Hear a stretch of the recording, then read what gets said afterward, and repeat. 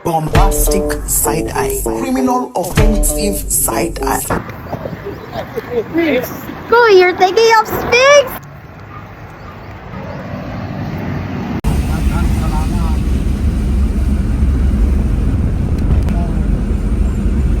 So, hi guys! Ngayon lang ako nakapag-open ng aking vlog. Pupunta pala kami sa South Cotabato para umattend na reunion sa family side ng aking mother. Ano man na tayo para mabusi mo confident, tawagoy mo kawagin yung nagpapa. I'm so pretty today. Oh, look at my eyeliner. Dahil hindi ko natatanggal mula kahapon. Compliments on my face right now. Oh, pa! Because I have a Morena look. Hello? Pamantingan is one of the 19 barangays that make up the municipality of Esperanza, Sultan Kudarat. The barangay includes some remote and highland villages, sitios, example is the sitios Lifian and Kohanan, that are home to indigenous communities. The municipality of Esperanza was formally founded on November 22, 1973. Before that, the area belonged to the old municipality of Dulawan, Cotabato, later to the municipality of Ampatuan when that was created in 1959. Napato. Ano sa yung pato? Iba ang pato. Napato siya sa Tagalog. Itik! Isa, ang pato. Sa ako at What's the difference between Ay, lang, naglibog na ako. bibe and pato? Ito is duck. So ito na nga, ito yung kaibahan ng pato, bibe, at itik. So yung pato is general term in Filipino and it refers to any duck whether male or female. While the bibe is also means duck but more commonly used in informal or colloquial Filipino. Many Filipinos use bibe when referring to domesticated ducks. And then about naman sa itik, it is a specific type of Philippine native duck, often the brown or black duck, used mostly when referring to the species raised for balut, penoy, egg production. Generally, smaller and darker in color. The short answer. Hello, good morning everyone. Currently, it's time currently. It's 6:35 a.m. To, ato bang to? Hi.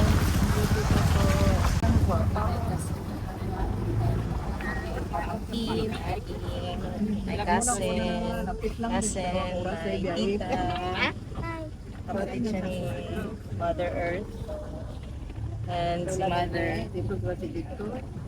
So pretty. Say you're pretty. No.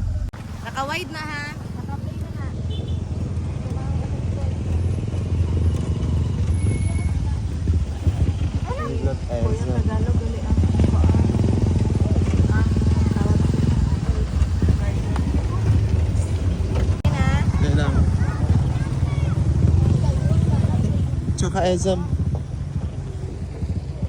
When we arrive at our cousin's house, we immediately plan to visit the Mona Lisa Hot and Cold Spring.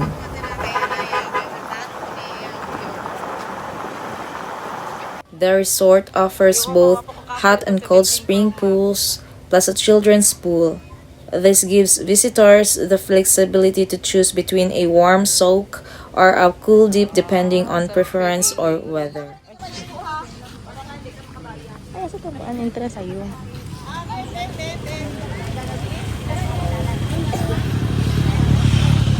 Gara day sa Tiffany day. Sige pangitaas sa Tiffany. Wala tani kuyog. Alain guro paminaw ato.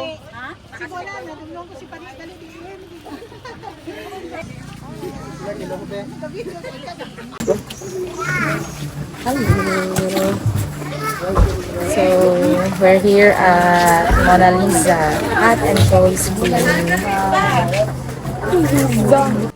It's described as a forest-blended or mountainside resort. The pools are surrounded by lush vegetation, giving a nature retreat vibe away from urban bustle. Dito ka muna. Upo muna doon. Dali. Make it fast. Gani. Nga, upo. Sige, sige, subog. Ayan, smile. Okay. 1, 2, 3. Kalingawan. Inay lagnaog ha. Kumunaog. So, this is my pamangkin.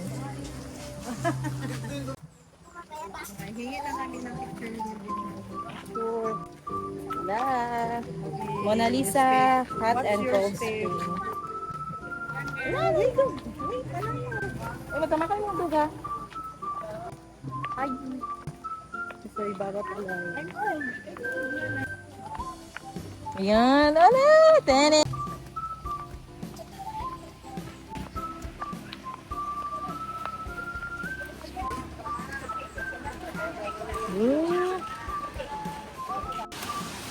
Ay, hala, oy. Wow.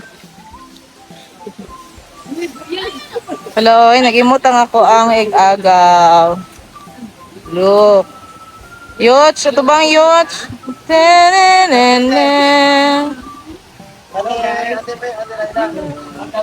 Yes. The water, especially in the hot pools, is said to have a therapeutic effect, helpful for relaxing, relieving stress, or muscle aches, which is often the appeal of hot springs. How to get here? From major nearby cities, if coming from, for example, Tacurong City or Coronadal, typical transit points in Soxargen, you head toward Esperanza, then go to Barangay Marquez. Once in Esperanza proper, the resort is some kilometers away from town proper. Some sources say 7 kilometers. So bring a vehicle or plan local transport to reach the resort. Best times to visit. Many recommend early in the morning or late afternoon, especially in weekdays, to enjoy a more peaceful, less crowded experience and comfortable climate. Bring your own swimsuit, towel, and preferably snacks or water. Food options may be limited.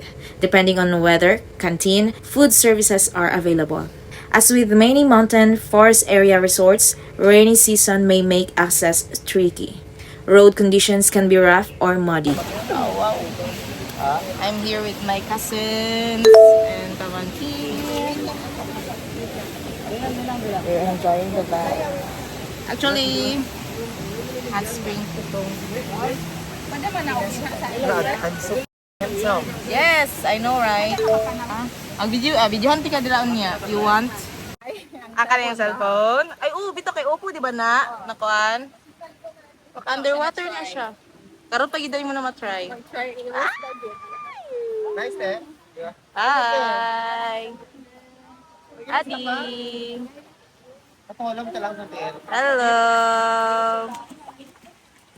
Mga rayo, masang bugis. So, lahat and natin view dira meron siyang view bawal sa falls. Para naman kita na naligo na with cat. Dito tripod, quadrupod yun dito. Sila? Girls ako ba? Ay! Pag-usap siya. Uy! While bathing in the hot spring, your eyes are treated to the beautiful surrounding scenery, and the relaxing sound of flowing water soothes you.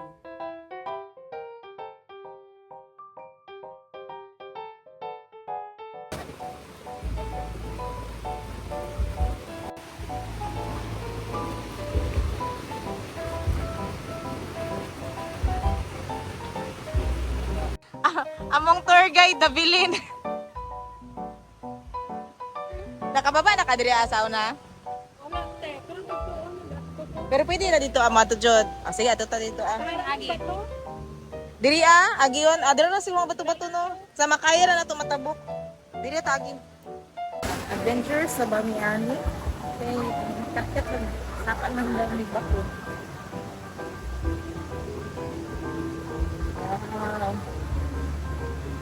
Wow.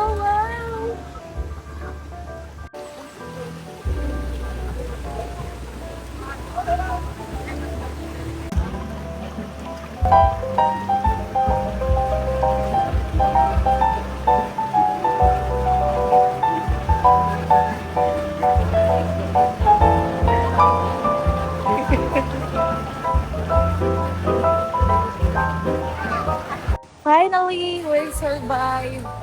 Wala yung salita ng ito na pagdatan. Going back to the hot spring so that we can mingle with our other cousins. So, here they are. Yan, nandun sila. Ate. Ate na ito. Ano nga to? Wala ka, dali. Lagyan ni, sakta na ako dira. Sige na, di. Kanagong wala pa nabuhat na palaka ka.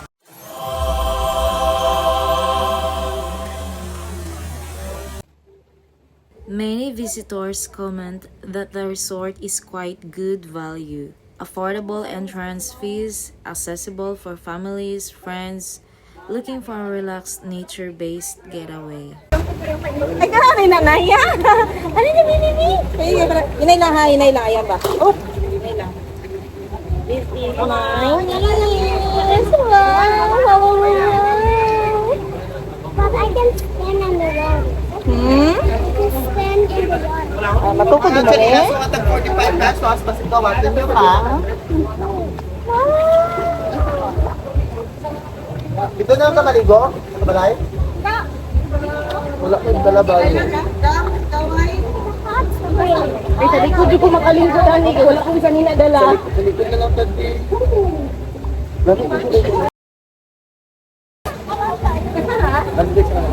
Yes. Oh?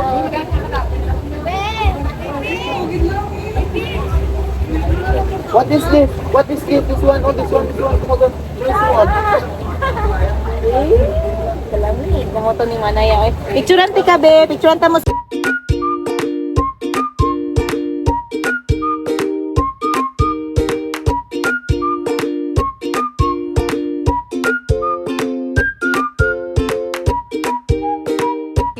Kifi ang kwan. Nag-video magugo. Kato kada nilakwan nga ning kwan ning pak. Ingana ang nilakwan pag mahuman na og ligo sa hot spring.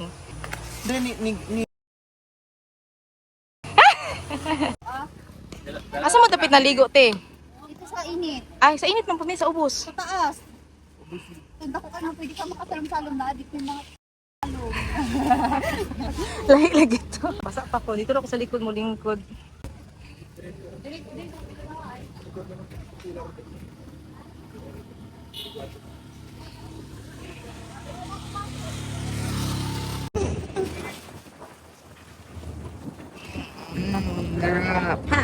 I think dili ko Ang nakapasa. mami ng lahat. iPhone na, be. Apa? Pangit kinikuha. Ito ka kinot no? Malang mo pa. Di man lang mo yung hatag filter. Ano ba kung sa dayo? 16 Pro Max.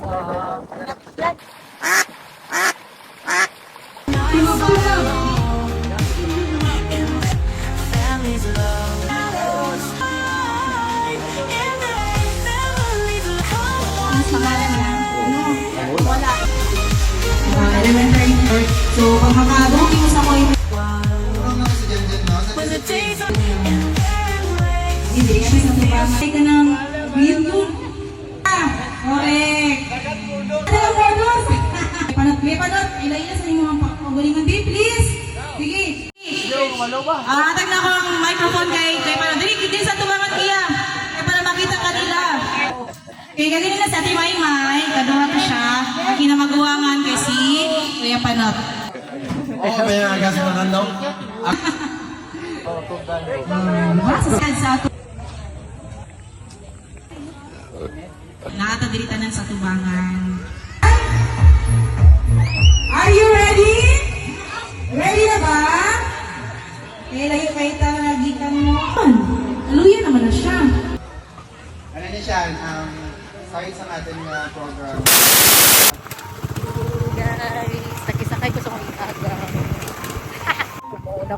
Napagdesisyonan kong mauna nang umuwi sa amin from South Cotabato to Santo Tomas, Davao del Norte kasi meron pa akong work kinabukasan. Nauna ako dahil ang multi-cab na aming ginamit papuntang South Cotabato ay nagkaroon siya ng sira at kailangan siyang mag-change ng piyesa. Meron siyang piyesa na kailangan palitan at hindi siya madadala lamang ng 1 o 2 araw. Kaya naiwan yung mga magulang ko at saka mga pamangkin ko. At ito, nagbiyahe ako ng mag-isa. Nag-commute ako ng mag-isa. And salamat naman sa Diyos dahil nakauwi ako sa bahay namin ng ligtas at sure naman ako na yung parents ko na naiwan sa side niya ay safe na safe at well accommodated by our relatives, cousins, and syempre yung mga kapatid niya nandoon. So, all is well and thank you for watching this vlog and I'm so happy na naka-attend ako sa first grand reunion ng Gomez family.